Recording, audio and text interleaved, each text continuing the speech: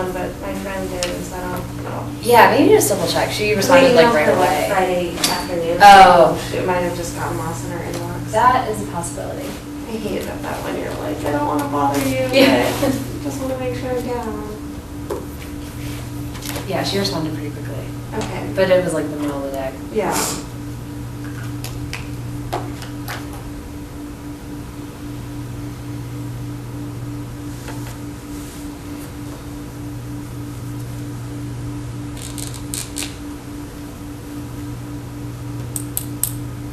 Will, were you going to talk to Judge Jones? Is that in my imagination? I could. Okay. Either myself or Bill. I mean, I have a class with him, but Bill's actually clerking for him. Okay. Oh, okay. Same guy. Okay. Yeah.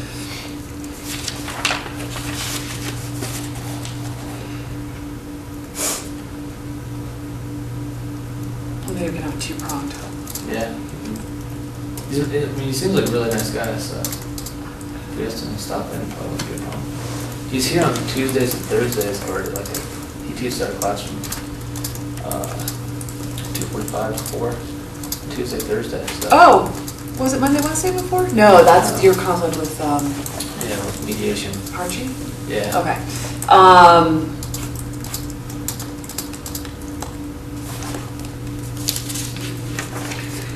Just because you're seeing him on a regular basis, I might, if you feel comfortable. Yeah. I'd love you to That's just mention to him like. What dates do you have in mind? So let me write it down for you. Right, and I want to double check with Bill. Hey, Bill, were you comfortable with having Judge Jones speak to our class? Sure. Be totally candid. Yeah. Oh. I don't think it makes me uncomfortable. I mean, it's such a weird thing because it's like you talk to a person for an hour and then. Yeah, this bond with them, but you're not really seeing them. Yeah, I don't think you'd even recognize me if I walked by at this point. We're like, It is guess a weird which one in this room That is- is Yeah, that is a weird feeling. So you can, that would be very tactful if you mentioned to him Sure. that his prospective clerk is in our class. Yeah, Kind of yeah. jog his memory. I actually did like the first, I talked to him a little bit Oh, cool. already about it. So he's approachable, that one. Like if you want me to ask him, I'll ask him after my next appellate advocacy class. Come in and talk. Sure. So, Yeah, I'm not sure. Bill commands you. There's no Yeah. presence in our class. And you have that on Tuesday, Thursday, right? Yeah. So I'm just wondering if I don't know when he hears cases. I don't know if he's on a Monday, Wednesday. He hears cases on Tuesday, Wednesday, Thursday. Oh, Yeah. You got Mondays and Fridays off, right? sweet. From actually hearing arguments at least. They only hear them on 3 days. Is there anything that you would like want to plant the crowd with in terms of things you want to learn from him? We could ask questions about. What's the worst thing a clerk has ever done? I always like that question. What's the worst thing a law clerk has ever done? Yeah, pet peeves. Maybe. Okay. So if you don't mind talking to him, and I can then maybe show up at the next class and talk with him a little bit more before or after, Yeah. but just instead of me showing up and being like, hi, I want some of your time, Oh, yeah. you know, just let That's me not know. bad to talk to him. So he can do whatever he wants to talk about, but also sort of things like what might a law clerk not know before starting? You know, what are sort Yeah. of some of the procedural issues or relationship issues? Okay, so I'm gonna hand you this piece of paper with the dates and stuff. Sure.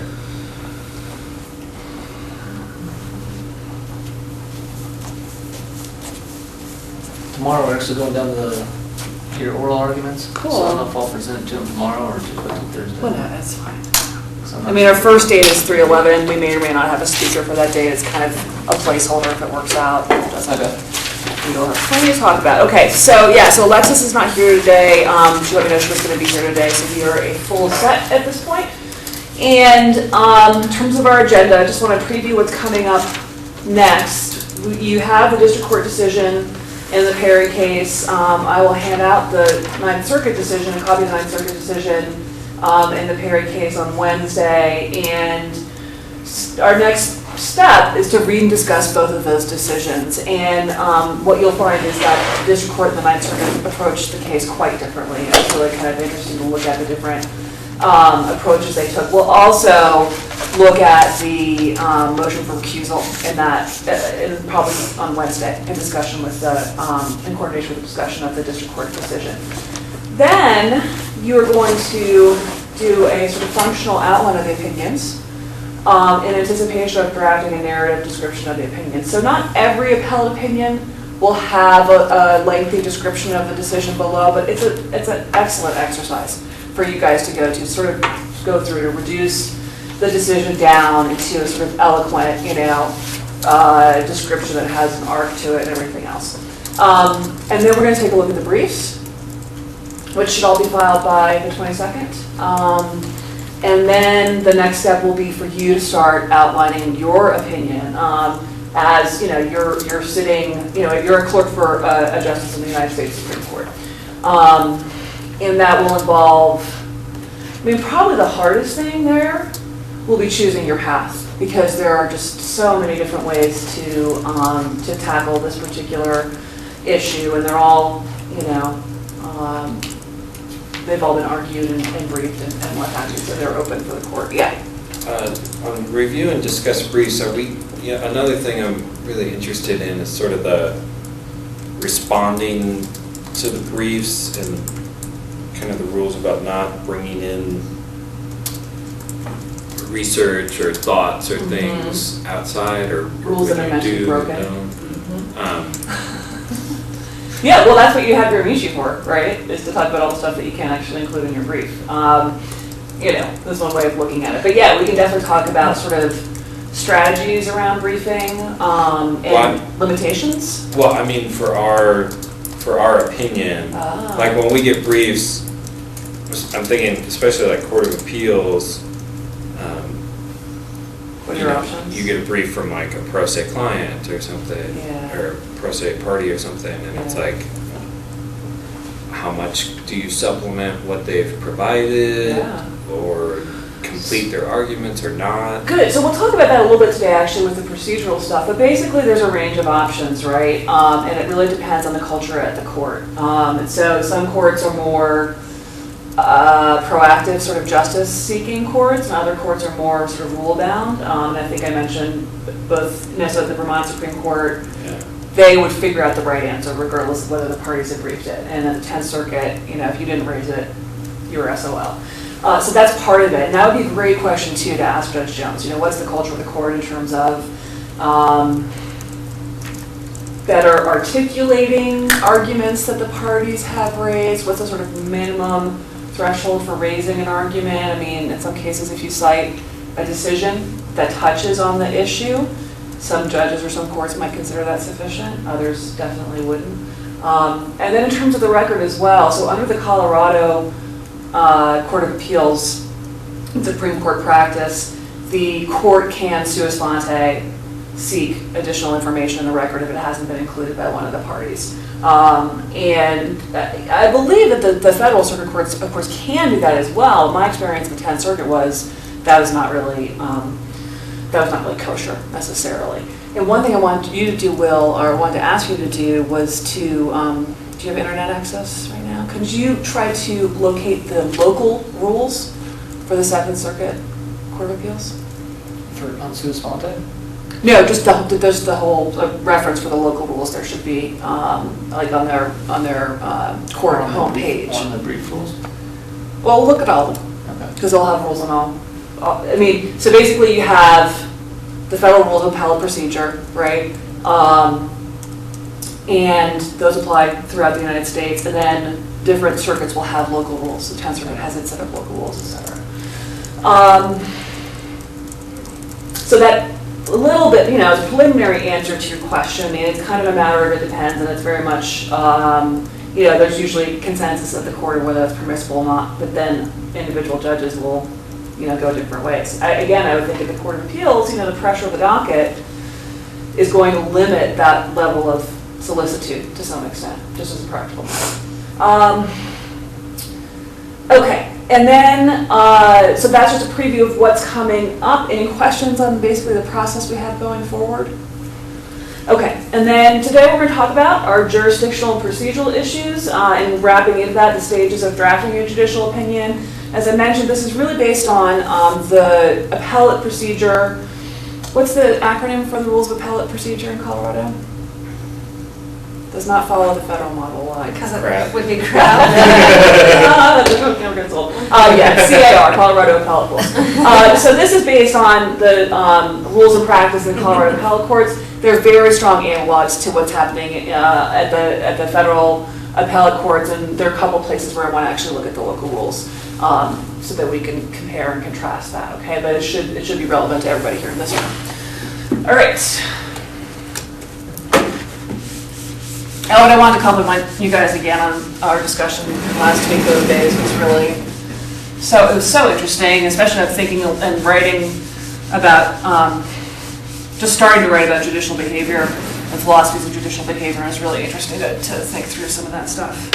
And then, of course, I was trying to explain to my boyfriend when we were watching the Nuggets game about these amazing parallels between, referees and judges, and how the refs aren't supposed to be part of the game. He wasn't really that interested. He was mad at the refs. Okay. Should I just save these, or is there an action I should take with these? Let me see how they're formatted. Memorize them. Yeah, memorize them. That's not quite my link. No, this is great. All right. Okay, because then you can just use Control F when we want to find particular rules. Okay. But you can look at the table of contents, and kind of see what's up with that. All right. Okay. So, kind of starting with just a quick review, obviously, civil procedure and what's happening at the trial court level. So, and was not a trial practitioner. I was an appellate practitioner, but essentially, you have your complaint and your answer, right? And then what happens next?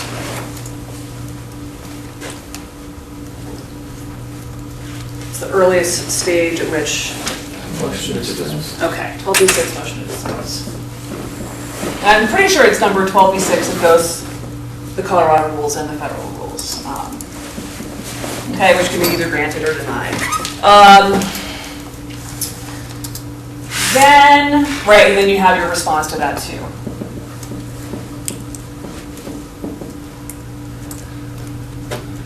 Then you have your motion for, you have a couple of places where you have a motion for summary judgment, right? So prior to the trial, you have a motion for summary judgment based on what's been uncovered in discovery.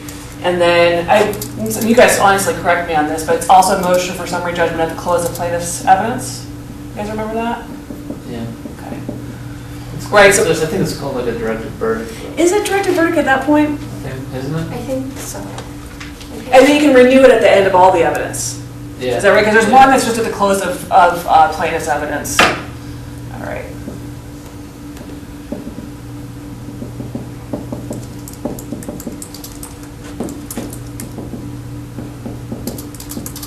My timeline might not be quite long enough here. Okay. And then what other options are left at this point? So let's say you have, your motion for a directed verdict at the end of all evidence. The court denies it. The court wants the jury to get, if it's a jury trial, they want the jury to get a chance at it. Jury goes in a way that you think is not supportable. Motion for it's like a J number, yeah. Yeah. Okay. So for judgment notwithstanding the verdict. Okay. And then, which typically, that's a really hard one to win.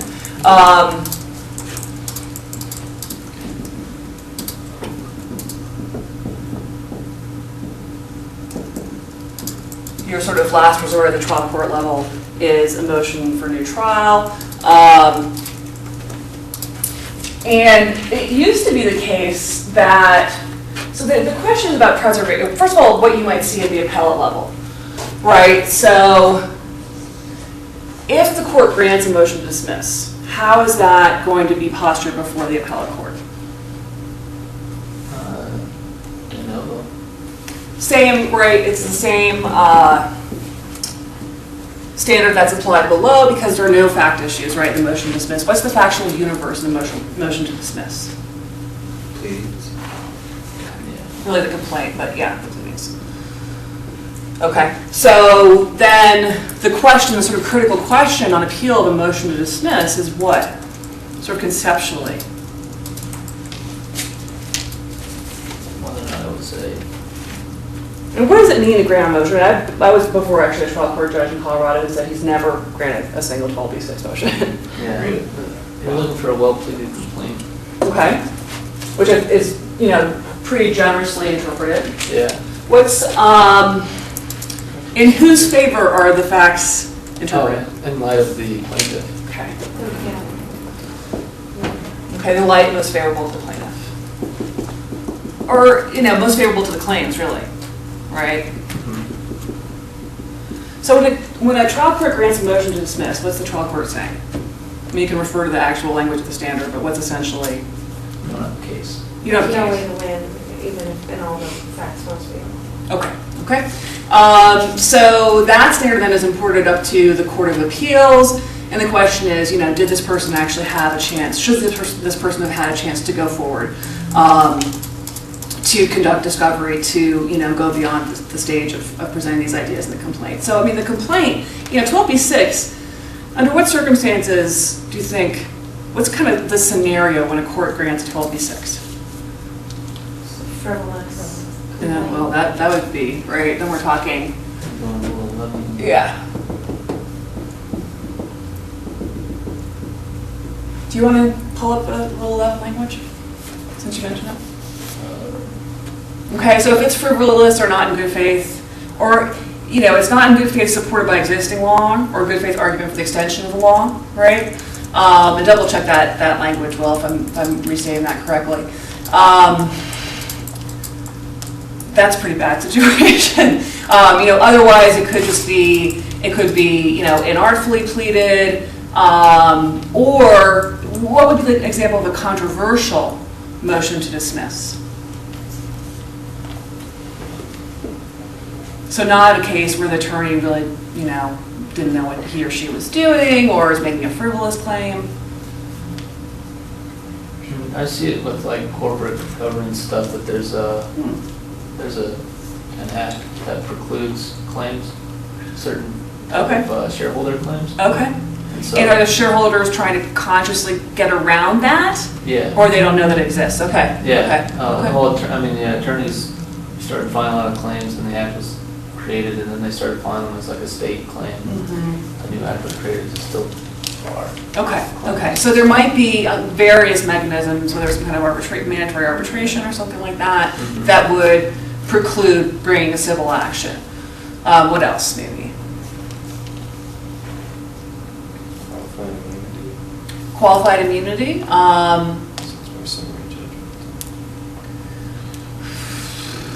Is more appropriately a subject for summary judgment. That might be true. The standard for 12b6 is so low, right? Yeah, I mean, I'm thinking of, you know, like the Twombly and Iqbal cases that have kind of recast this, but I don't know, I can't remember the facts well enough to kind of generalize how I would categorize them. Okay. What I'm thinking of is sort of novel claims, right? Novel claims that, you know, really are based on sort of an idea of extending the law or extending the law to a new set of facts. And what I'm thinking of in particular was this case that was before the Vermont Supreme Court when I was there, which involved an issue of first impression in Vermont, which was whether there was a tort claim for negligent transmission of an STD. Had never been addressed before in the state. And, you know, I mean, I think just on the face of it, it was probably somewhat premature for the trial court to grant it on a 12b6 motion. It was sort of the statement of policy of like, we don't even want to go there, right? But what was interesting in Vermont is that not only did you have the general 12b6 rule, but you also had a case law sort of gloss on that, which is that courts should be especially reluctant to grant 12b6s when it's the case of a novel claim, okay? So that might be a more controversial area. I mean, basically it's saying, do you have a claim or not, right? Which a lot of times is kind of cut and dry, but it could be more controversial if it's sort of stretching the law or proposing what amounts to a new cause of action, okay? So motion for summary judgment, what's the factual universe here? And affidavits as well. Yeah, so Exhibits.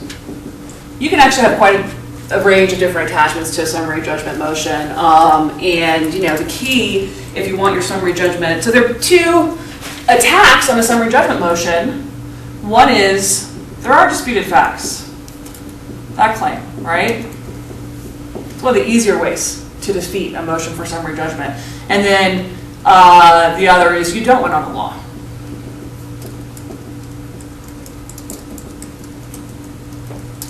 I mean, summary judgment practice is actually really interesting and really, you know, kind of a great thing to become accomplished at. But so essentially you have, you know, a certain amount of discovery that's memorialized in attachments to the summary judgment motion, and, you know, if the lawyers on the other side are worth their salt, they should contend that they're disputed facts, but sometimes the parties might actually want to really put this up as a matter of law. And they might even stipulate to a set of undisputed facts, material facts, or the court might require them to identify which facts are undisputed and stipulate to that, okay, which is kind of a tricky, you know, area to be in. But so then, again, when that goes up to the appellate level, what's the type of error that you're looking for? Abuse of discretion. So the summary judgment standard, actually the disputed facts, there's no fact finding involved, right? So it's actually the key aspect of deciding a motion for summary judgment is whether the movement is entitled to judgment as a matter of law. I mean, I guess if the trial court said, I find that there are disputed facts, that might be a type of fact finding subject to deferential review. But this is really, you know, the key of it, right? So if the trial court has said there are no disputed facts and you say there are disputed facts, that's a legal distinction that you're making. You're not really making a factual. I think it's factual, but that'd be a really interesting research tool for you to brief us on the next class. Isn't the district court, don't they just view it as like the facts in light of the non-moving party, so it could be plaintiff or defendant? So it's So they in, don't make a factual finding, but they just read, basically. I think that's a great question. The I mean, factual summary is whatever the facts are, like either undisputed or they've taken, like in light of the non-moving party's facts, and then decide as a matter of law. I contend that the issue of whether there are disputed issues of material fact is not a legal conclusion, but a fact finding, but I'm just going off of instinct on that. So Yeah. if any of you want to do a little research into that and figure that out, I would be very curious to hear about it. Maybe courts have taken different views on it. But again, there is a sort of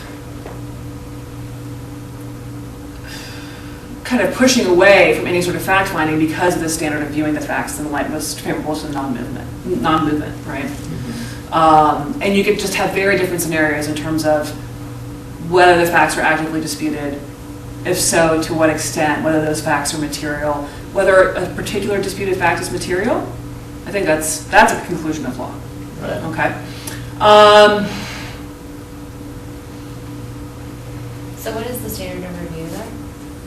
This is the same standard as at the trial court level. Okay. So the facts are viewed in the light most favorable to the non-movement. And this is, kind of my recollection of, Civ Pro, Vermont, 10th Circuit. So you always need to double check the rules in your jurisdiction. But to the extent that I've worked with appeals on summary judgment, same standard on appeal.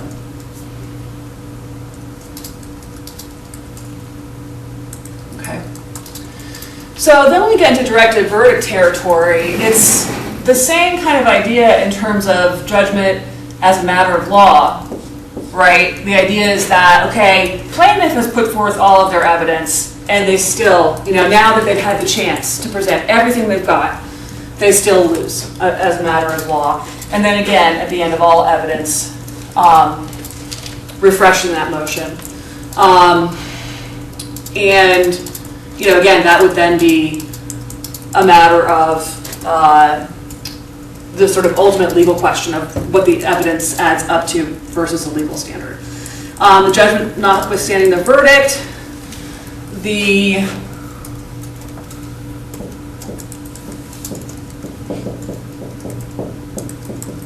you're kind of getting this idea of no reasonable jury, right? Which actually is at play also in the directed verdict. But the idea that, because between the directed verdict and the judgment notwithstanding the verdict, you basically have the court saying, the trial judge saying, these people have sat here and listened to all the evidence, and I want to give them a chance to figure it out. I don't know what the statistics are, but I would doubt that these are granted with a lot of frequency because in a jury trial, because it's just very disrespectful to take that function away from the jury, especially after they've participated to this point.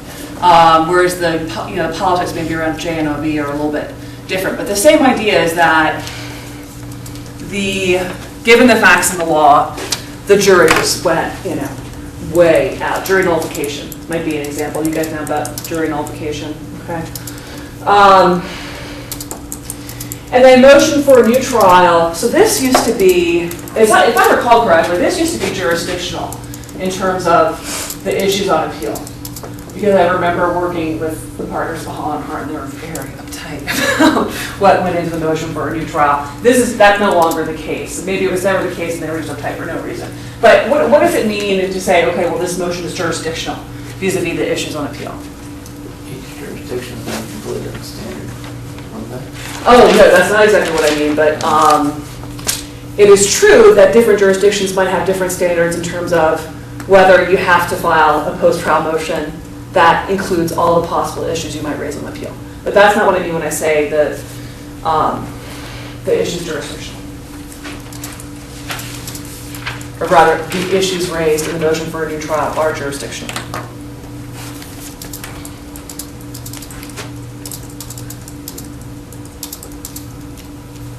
So you're saying the trial court didn't have jurisdiction to hear it? Mm-hmm. There's not really any reason why you guys would know this, but just pushing you to think a little bit.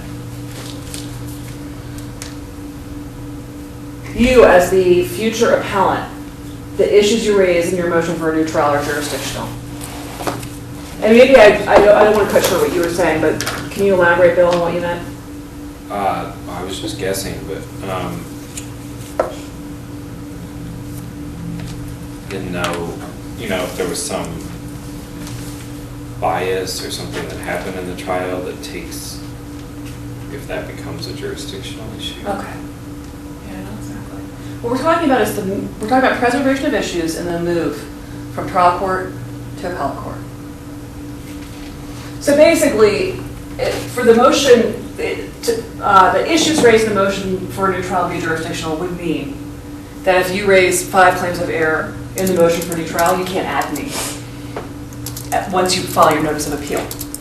So this is then sort of your last best chance to preserve any issues for appeal. Even if you had raised them earlier, for example, an objection to the introduction of evidence, right, or some type of motion in limine or what have you.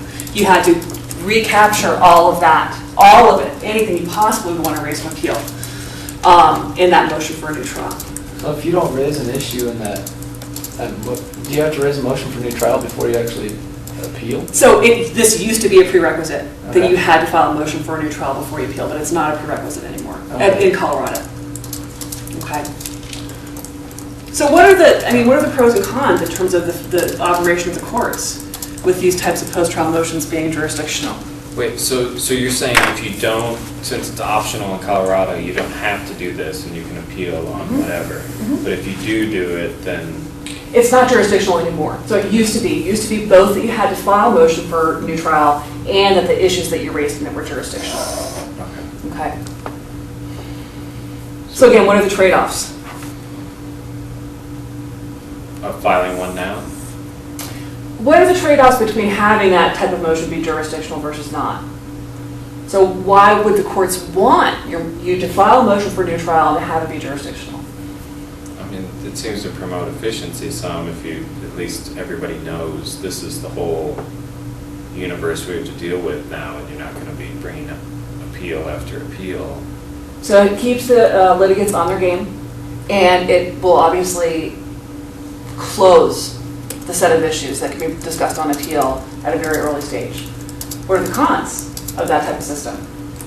If they miss something, then they can't raise it later. And so it might be like not true access to justice or true access for the parties. So it might actually interfere with the merits of appellate review, okay? Because it's, I mean, you know, it takes some sifting through the record oftentimes, and a lot of review and thought to identify what's, not only what are the issues for appeal, but what are the best issues for appeal.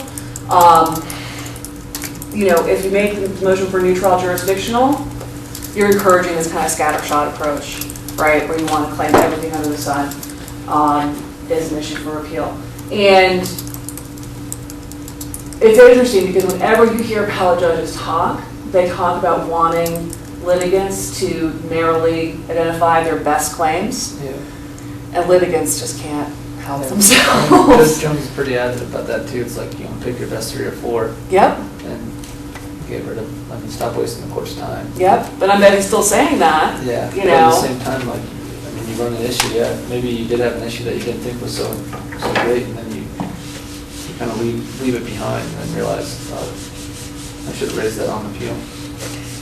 And what's the consequence if you're bringing an appeal for a client and you fail to raise a winning issue? Malpractice, probably. Possibly malpractice. Okay, so, I mean, I think the judges are absolutely right. I think judges will look much more favorably and give a sort of assumption of credibility to an appellate attorney who limits himself or herself to 3 or 4 issues, but it's pretty hard for appellate attorneys to actually do. So, in terms of preservation,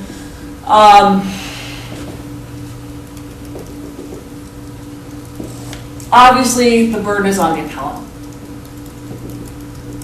to make sure that issues are preserved.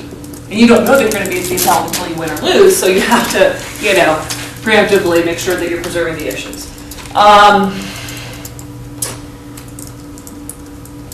If the court is going to reverse on an issue, it can't be obviously generally unpreserved, meaning it can't be new on appeal. And that means a claim, but also legal theory. This is pretty clear cut. Legal theory is a little bit more, you know, mushy. Also defenses, right? Defenses, that's pretty clear cut. Except if the defense goes to jurisdiction, right?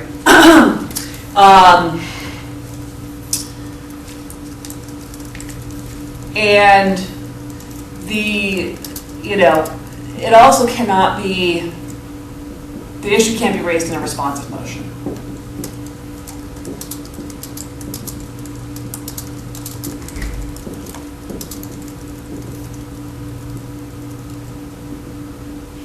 Solely in a responsive motion. Now, again, these are sort of general principles. And you're going to see a lot of things that look like they might be clear-cut in terms of appellate practice and procedure.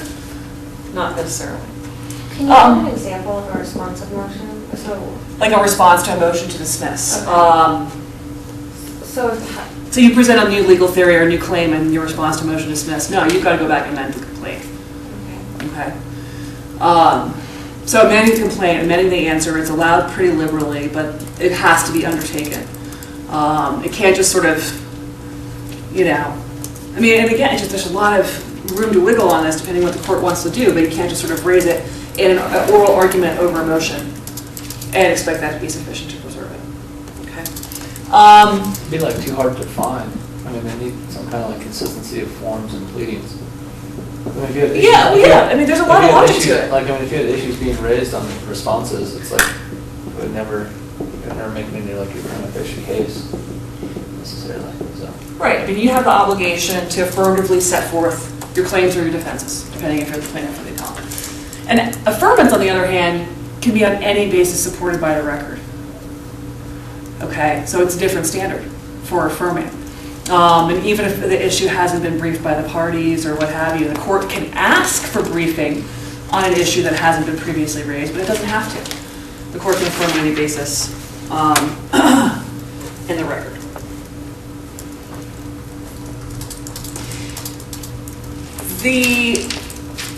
An important kind of caveat to all this, though, is that there are different preservation rules for different types of issues. Okay, so these are sort of general principles to keep in mind. vis-a-vis preservation, but, and that, I mean, the other thing is too,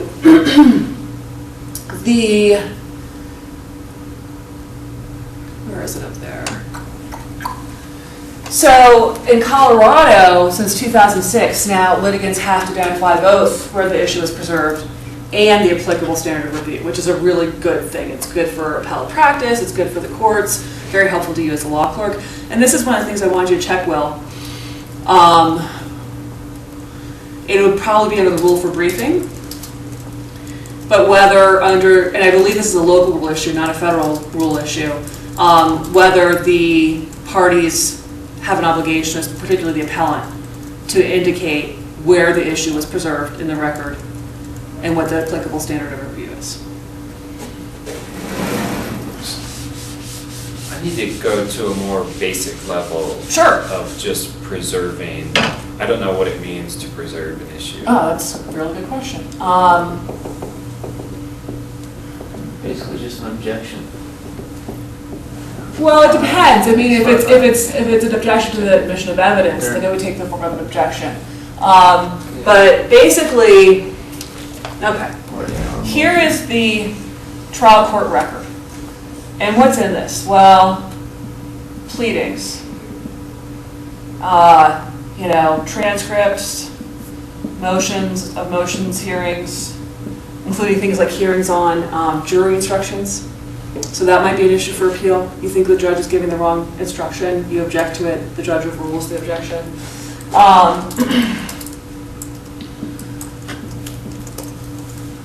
Okay, the evidence, which is either in the transcript of testimonial evidence or exhibits, right? Decisions of the trial court. And so this is, the record has four corners in a sense, okay? And the appellate court's review is limited to that. But if you think, I'm trying to think of a good metaphor. Like you have to plant your flag basically. So all this stuff goes on at trial. There are tons of decisions that are made by the judge, objections, motions, etc. And you have to plant your flag, basically. Isn't that a great drawing? That's a great drawing.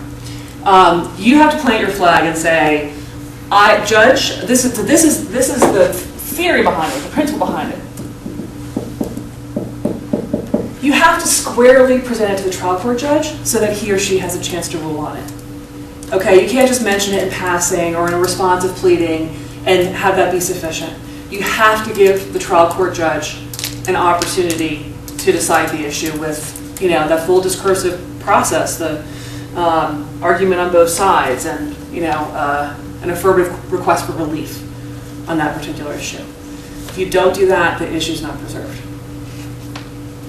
Okay, there's a whole other thing with ineffective assistance of counsel. I'm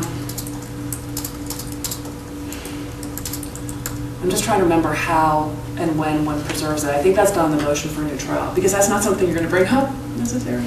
You might. I think my attorney's Usually not going to object to yourself. Yeah. But I think then that does have to be brought up in a motion for a new trial prior to filing a notice of appeal. But again, I'm not telling you guys the precise rules and all these issues, but more flagging kind of the concepts around it. So that's the idea, the basic idea behind preservation.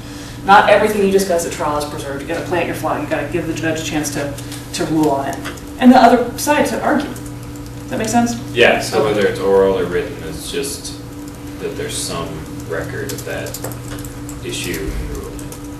And if you want to be conservative as a practitioner, would you rather have it be orally or in writing that you present the issue? Right. I mean, it's just, then you can at least have, a motion of response, ruling, etc. Okay. So then when you have, I don't know what these boxes are doing exactly, but when you have the appellate court, the appellate court is looking back on this, and this goes to the question that you opened the class with, that they can take into account the whole thing, but they don't have to. And so they are looking for where you planted those flags, and made made an issue of it, so to speak. Okay.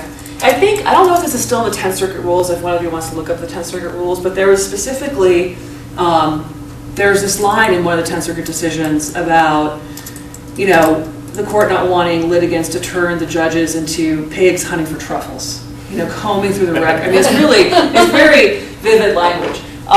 So, depending on the orientation of the court, whether the party is pro se, there's some wiggle room there, but that's essentially the idea, is that you don't make the court look for your issues or the facts or the law in support of your issues.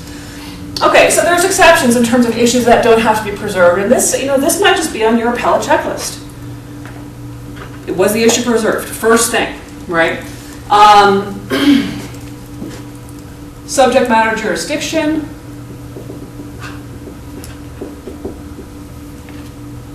Standing.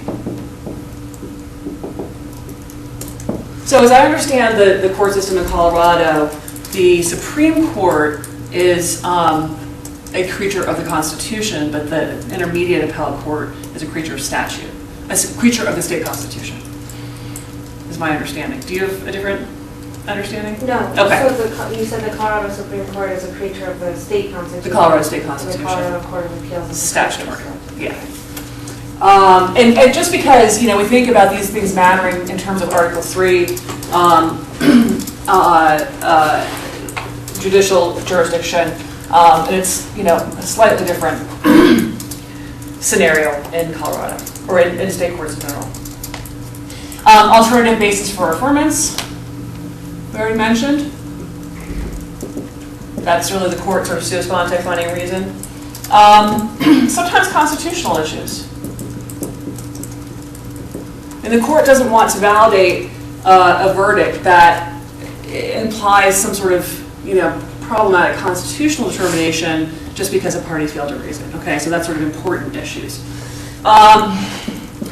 Undisputed facts without court findings.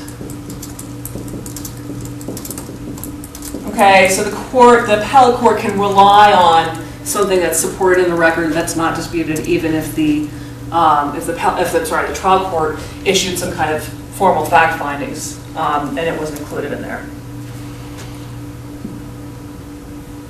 How do you know for sure that it's undisputed if it hasn't been stipulated? Well, this or is the court hasn't. Yeah. Well, because you can't find evidence to the contrary, it was never contested. But that's tricky, I think, because let's say opposing party didn't really have notice that this was an important issue. So these are kind of problematic areas. And then the whole plain error doctrine, again, it's really not black and white. Judges have different views on this, but the idea is that it's basically if there's an error so glaring that, it sort of expresses something about the credibility of the courts to affirm a decision with this type of error in it. Okay?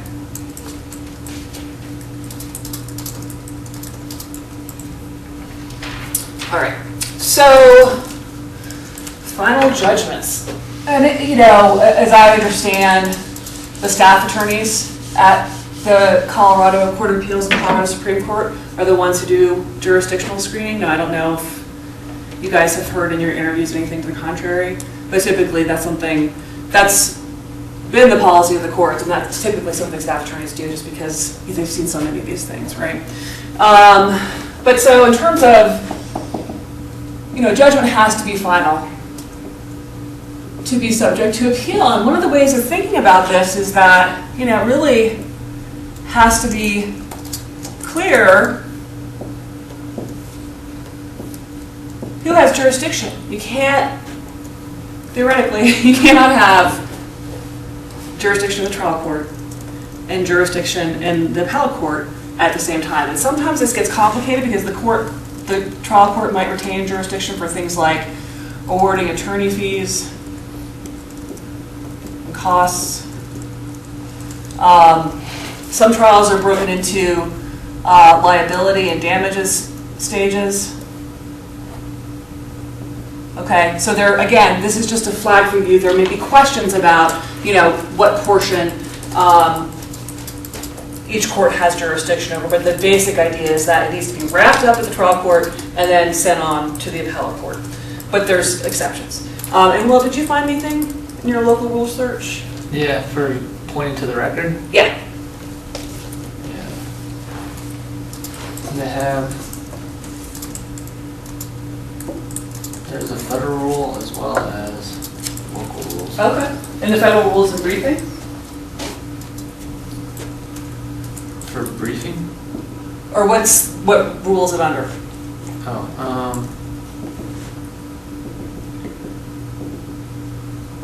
yeah, just appeals from judgments and orders of district courts. Okay. So there's like a final judgment standard, kind of.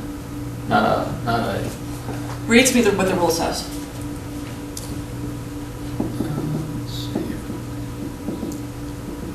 Title of the rule.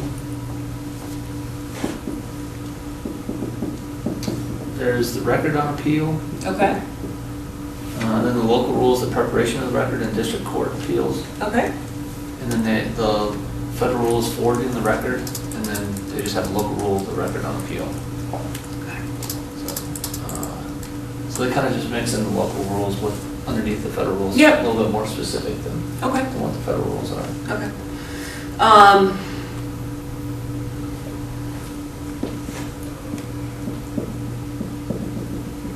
Okay, so the definition of a final judgment is that it disposes of the entire litigation on the merits, typically including damages, unless you have a bifurcated trial, like we talked about, okay? But not costs and attorney's fees. You can have those issues sort of left over. General rule about costs and attorney's fees. Can you generally recover, for example, attorney's fees from the opposing side under the American rule? No. Not generally, okay? But Statutes can allow you to do that, okay? And also, if you might make a claim that there was some frivolous, some portion of the trial that was frivolous, and then you have this whole forensic process of going through all the billable hours and figuring out what was devoted to what issue. It's frightening stuff.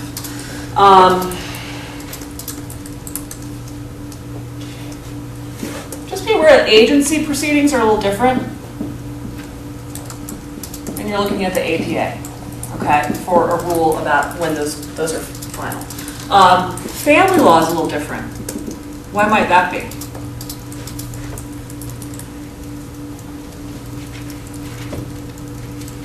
Everything's ongoing. Basically, yeah. Okay, so you don't really have this sort of end where everything gets tied up in a little bow necessarily, because the court retains jurisdiction over the divorce decree and custody matters, et cetera, okay? So that's kind of a complicated issue. 54B certification, again, I don't think you guys will have to deal with this, but just so you know it's out there, is essentially when you have one of these sprawling cases, multiple claims, multiple parties. A great example would be an insurance defense kind of situation. Okay, so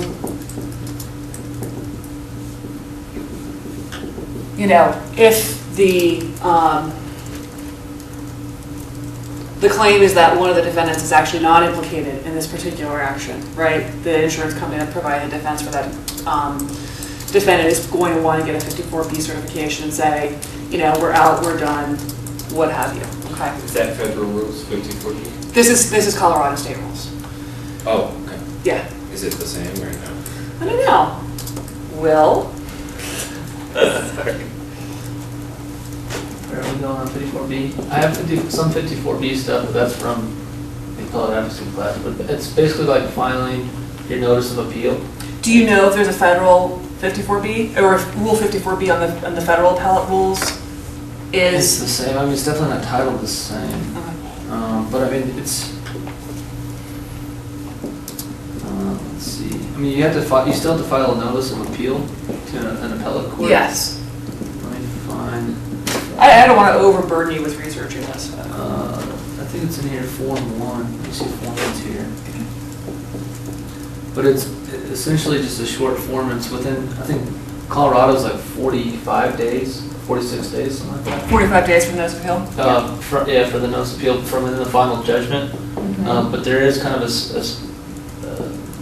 discrete timing as far as the attorney's fees, as far as when you can, when that becomes final. Okay. So that's, I'd have to pull up the exact one. Okay, no, don't worry about it. Don't worry about it too much. It's a pretty short, I think this is Form A. No.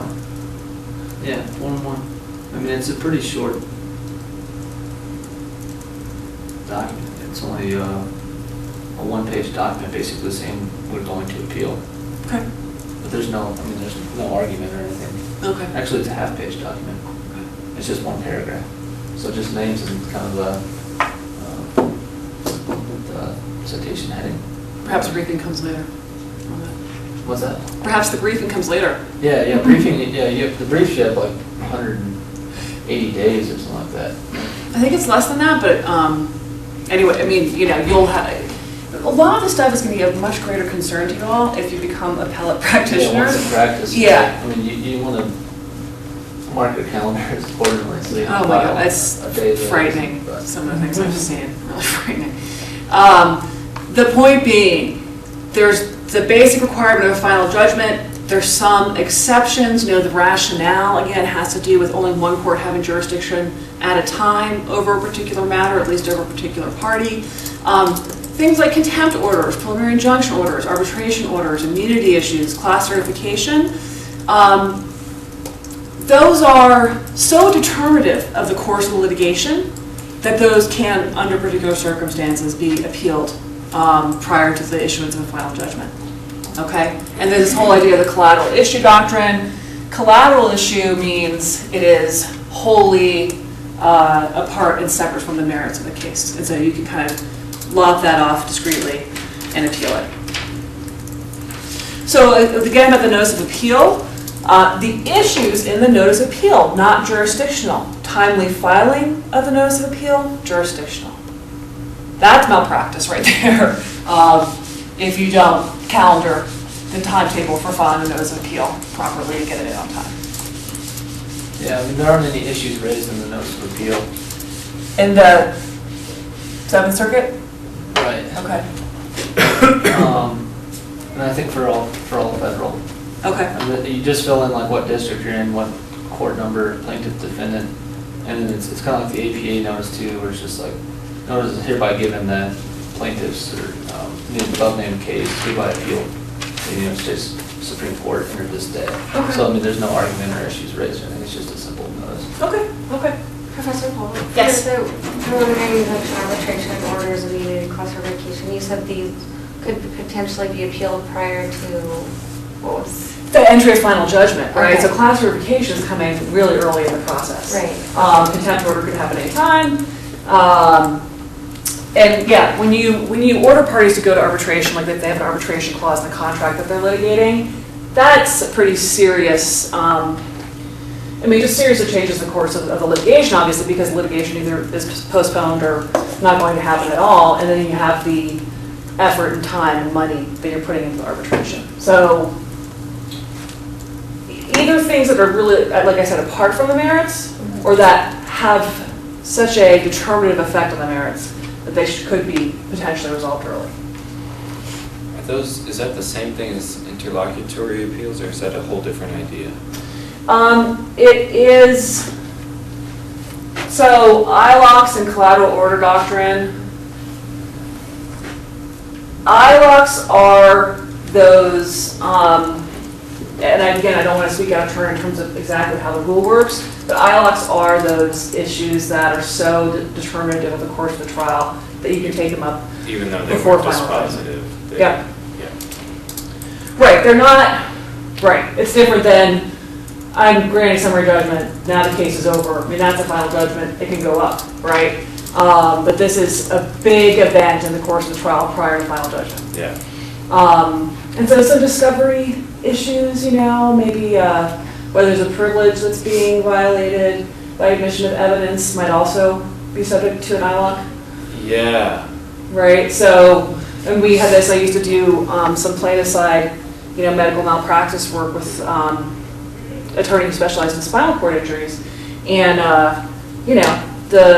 the defense would say, well, we want her OBGYN records for however many years because, they think probably she had an abortion and they can make her uncomfortable with that. And then so you have to file, you have motions practice around that issue. And then if it's going to irretrievably violate her privacy rights, that's a candidate for an ILOC. Okay. But right, these are two different ends of the spectrum. This is like, it's really separate and not connected to the merits. This is sort of, has a large impact on the resolution, the progress of the trial and the resolution of the merits potentially.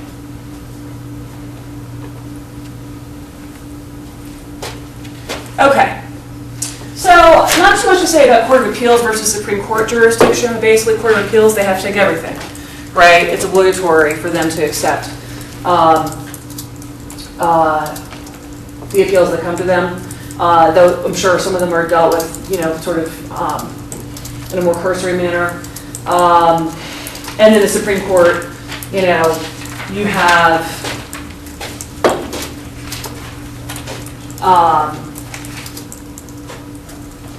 have writs of certiorari, right? You have things called original proceedings that start in the special proceedings that start in the Supreme Court. Okay. There are other, there's factors that go into this. The idea that there's no other relief available, that it's a matter of public importance.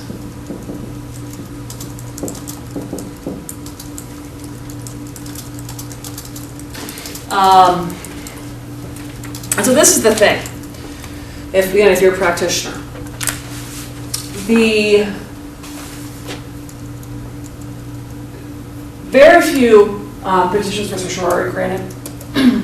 And your petition will not be granted if you're simply restating arguments that you made to the Court of Appeals. I can't remember which judge it was who said this, but we do not sit to correct errors. It's kind of the idea, right? It was a little counterintuitive. And the Court of Appeals sits to correct errors, and the Supreme Court sits to decide important issues. And of course, if they're important errors, that would fall under that category. But so the types of arguments one makes to get certiorari are different. So obviously, first of all, it's discretionary for the court to grant certiorari. So you're not just filing this notice of appeal. And then basically what you have to do is convince the court that this is worth their time. So for example, this is the certiorari petition in Hollingsworth versus Perry, which is our case. Headings are, the question presented is exceedingly important. Okay. The decision below conflicts with Crawford versus Board of Education. At the Colorado Supreme Court, you will see petitions for certiorari that rely on the fact that they're conflicting panel decisions.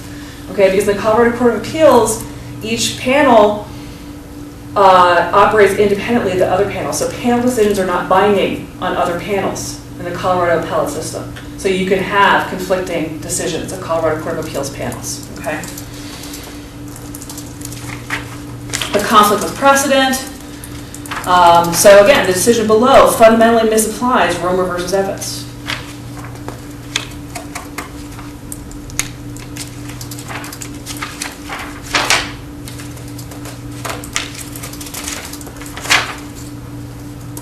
Conflicts with Baker versus Nelson. I think that's the end of their arguments. But you can just pass this around. And then the brief in opposition.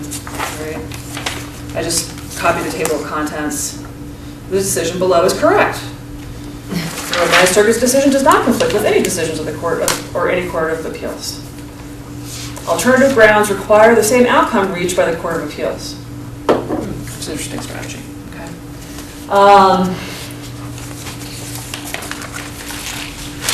Any questions about general intermediate appellate court jurisdiction versus Supreme Court jurisdiction?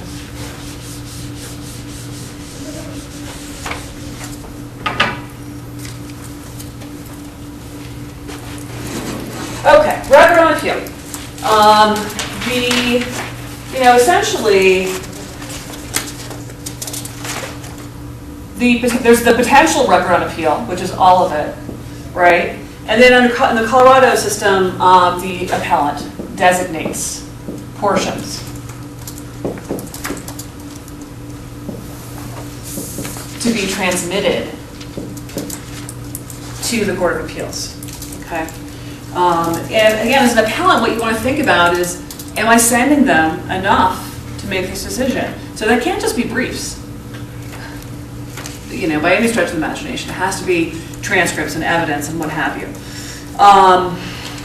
The appellant can do a default all-inclusive designation, which is probably the safest bet. I'm not sure exactly what sort of costs are involved for appellants in Colorado. I believe they have to pay for the you have to pay for the transcript. Unless you're indigent, then you can probably move to have that cost covered. You can also make a motion to supplement the record if you left something out. And the court can sua sponte, if it's so inclined, ask for additional portions of the record. Okay? And then super fun is when some portions of the record have been destroyed and there's a process by which you can reconstruct the record. It's complicated. Yeah.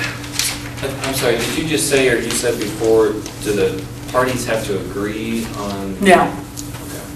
No, but if so it's generally in the appellant's interest to include the entirety of the record, right? Especially, and there's a 10th Circuit, either a federal rule or 10th Circuit local rule about this.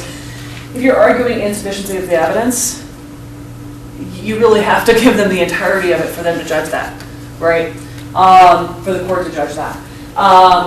So the default, you would think, for the appellant, absent sort of cost prohibitive, issues, would be to include the entire thing, and the trial court just transfers that up.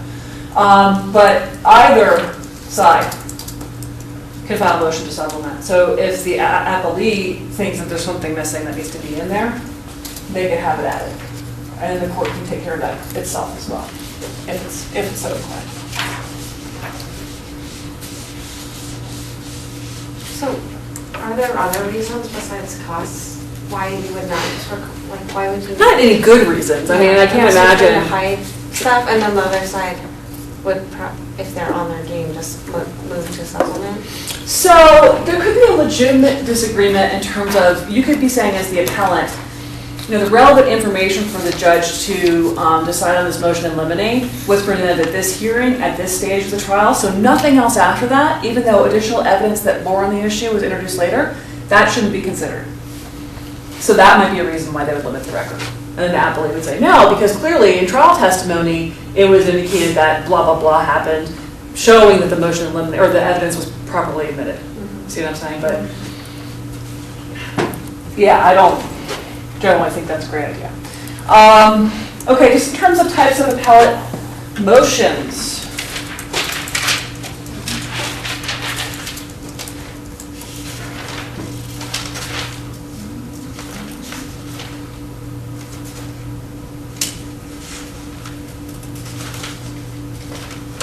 Sorry, 1 second.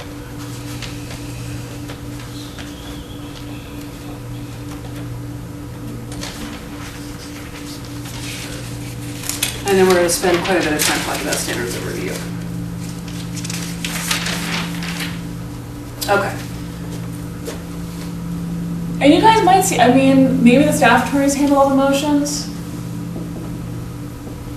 but there's motions practice in the appellate courts as well as in the trial courts, okay?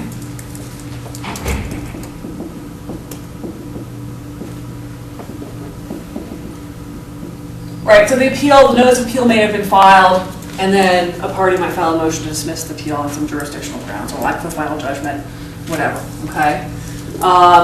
A motion to remand, why do courts remand back to trial courts? Why do appellate courts remand back to trial courts?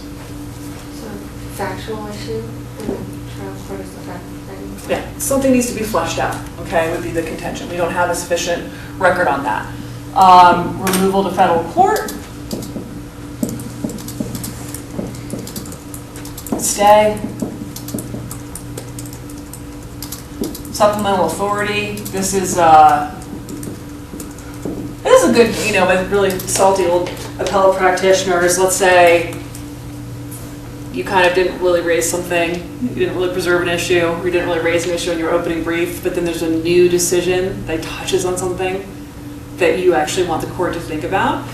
you can file a motion to submit supplemental authority, which just all it does, no argument, just points out to the court, this case was decided, you might think it's interesting. So it's an interesting tool. Motion for publication of the decision. Why would somebody do that for a Court of Appeals decision? Then it's binding precedent as opposed to just deciding that case.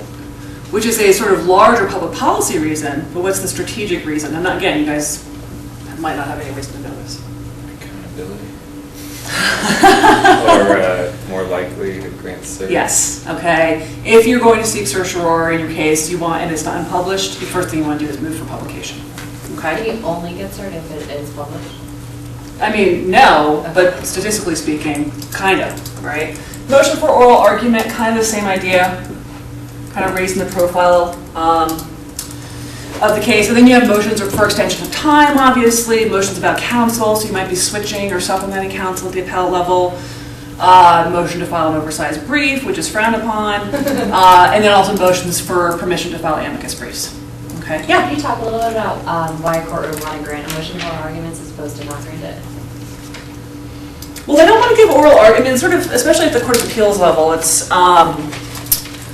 you don't want to grant oral argument in every case because it's just too time consuming, and a majority of cases don't merit it.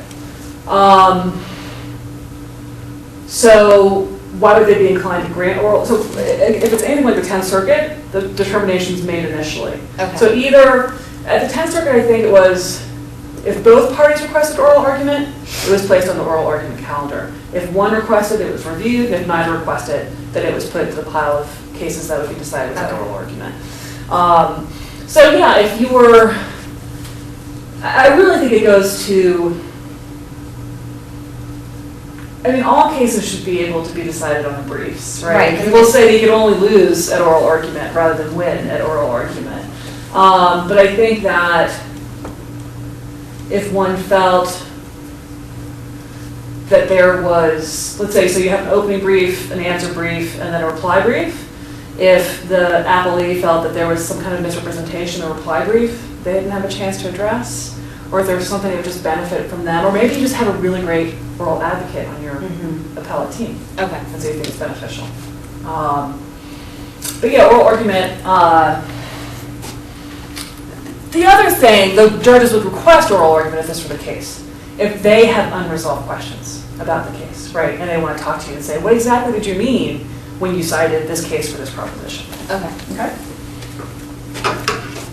Okay, so this is really the heart of what's important for you guys, and that's standards of review. And again, it always sounds really black and white, but it's not black and white necessarily, okay?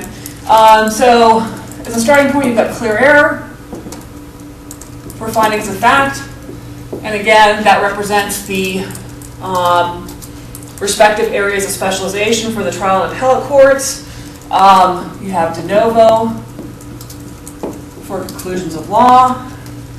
And, you know, this whole idea of mixed questions, right? Mixed questions of law, in fact. Which really, so an example of a mixed question, so, you know, question of fact is, you know, the light was red or the light was green, right? Question of law is, you know, statute requires, you know, that you decelerate when the light's yellow, you know, and so the question is, you know, whether the facts that you have here meet that legal standard. That'd be a mixed question. That's a really poor example. And mixed questions get De novo. But that's all up for argument. You want to be, anytime you have an administrative agency involved, there is going to be greater deference to administrative expertise.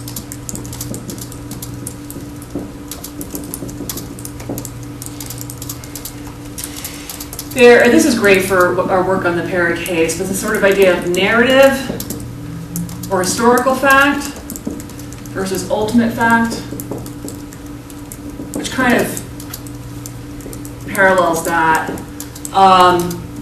In the Perry case, the Ninth Circuit talks about adjudicative facts versus legislative facts. And this will have a lot more meaning when we get into reading the decision, okay? But there's not just one type of facts. You know, some are more straightforward than others.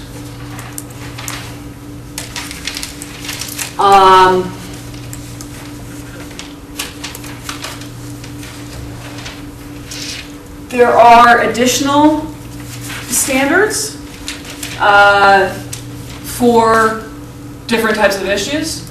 And you just want to, I mean, again, under both the appellate, the federal and the state rules, the litigants are required to point out the proper standard of review, but obviously you can't take that at face value. If the two parties agreed, you could leave it alone, or not.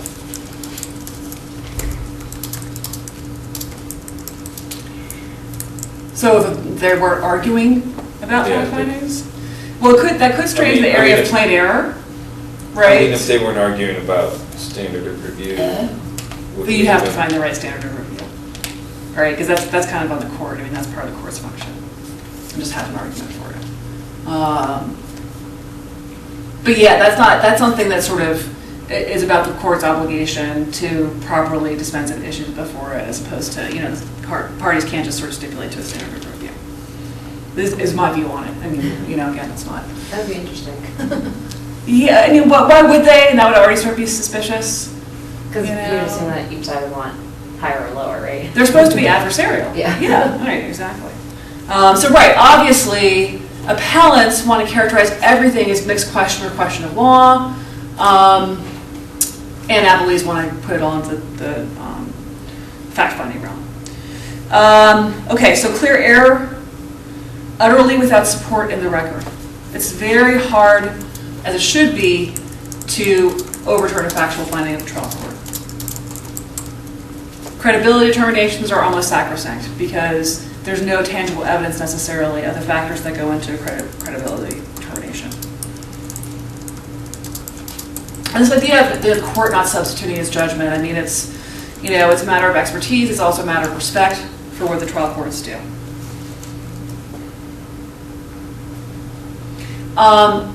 Another type of claim based on facts when you don't have factual findings is whether there's sufficient evidence for the jury verdict.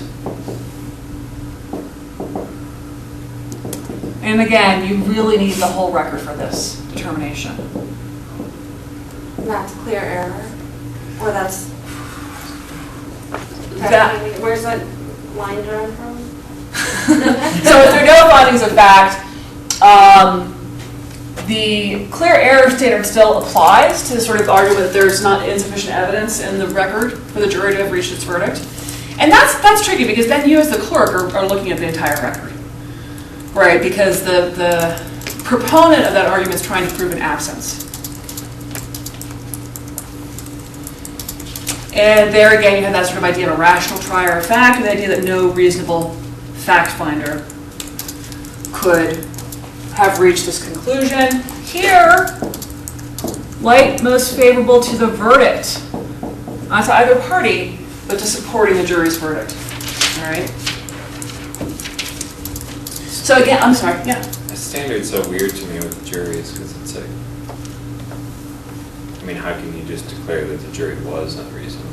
Because there was. Courts rarely do so. There was a jury that decided this. You know, but this will happen. This will happen. I mean, you know, so there are multiple elements to a particular tort claim, let's say, or multiple elements to a particular crime, and it's obvious, and everybody knows, probably including the judge to some extent, that there's no evidence in support of element whatever. But juries don't. You know, juries act more humanistically, more impressionistically. They're not going to necessarily parse the issues that way.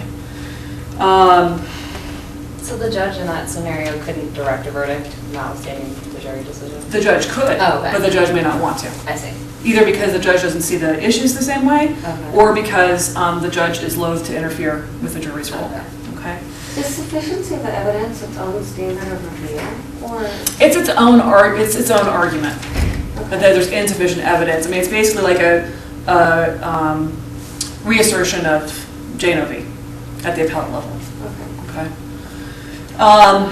Abuse of discretion, you know, the idea here is that the decision is manifestly arbitrary, okay? And in terms of trial court rulings, this might be things like pretrial rulings, rulings about discovery. I mean, appellate courts do not want to get involved with that. Sanctions, amendment of pleadings, jury challenges, etc. Okay? So, this is only pertinent in some cases, but it is, you know, the most deferential standard of review. It might be applied. And if you're, one second, if you're a litigant and your best arguments on appeal fall under the abuse of discretion standard, like there was an error in a discovery ruling, you are likely don't belong in front of the Court of Appeals. Okay, sorry, go ahead. I wasn't sure from the way they run the board, abuse of discretion isn't under agency expertise, those are separate. Yes, sorry, this is an exception to de novo review, that an agency interpretation of its own regulations is not, it's more deferential. Yeah. Harmless error, you guys familiar with that concept? Sort of. I mean, essentially, no harm, no foul, right? So this definitely applies in civil cases. The concept applies to ineffective assistance of counsel. Ineffective assistance of counsel has two prongs: substandard performance and prejudice. A lot of times courts will they'll assume substandard performance and go directly to looking at whether there's prejudice, because often there's not, and they can dispense of the issue that way.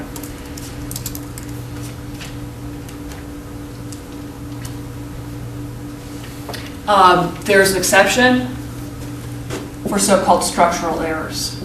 So maybe you can't pinpoint the exact prejudice, but it's the type of error that affects the legitimacy of the entire trial.